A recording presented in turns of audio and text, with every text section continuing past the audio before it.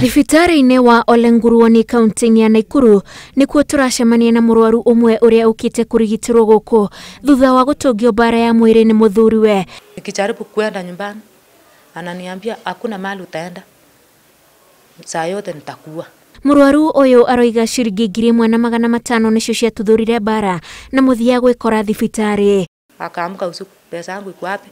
Nikamwambia pesa 1500 niko na nimekuwekea. Kaanza kutoa tochi, anigonga. Vile alinigonga, akaniweka kofi pande. Akaniangusha kwa kiti. Tulikuwa kwa kitanda, akanirusha nikaanguka chini. Muita tu, baba Jerome, ni nini mbaya? Nimekukosea nini?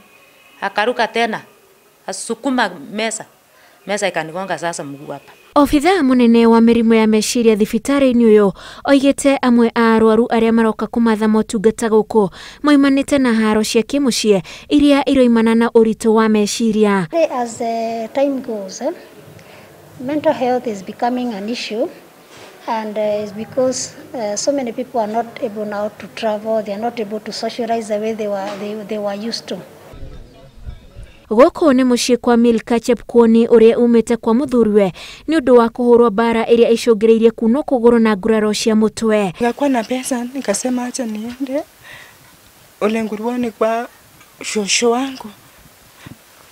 Chua huyu anakuwa tu ananifuata. So tukaachana naye. So fenye nilitoka kumbe alikuwa ameniona. Alikuwa ameniona nataka kwenda. Milka aroiga ica ikuhĩ makoretwo makĩgiana na mũthuriwe na arĩ thabarĩ-inĩ ya kũinũka kwa mũciĩ akĩohio nĩ mũthuriwe na kũmũhũra. Si tukaenda akanishika hapa. Akaniambia leo nitakuua.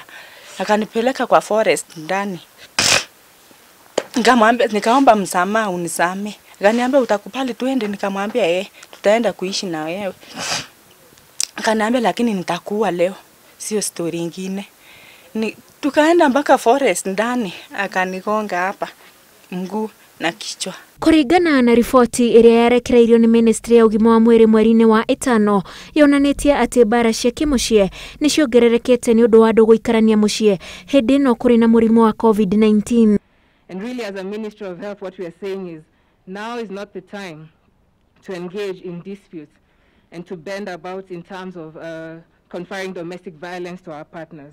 We are also in constant communication with the Gender Violence Recovery Center, that's the GVRC, as well as the National Council on Administration of Justice.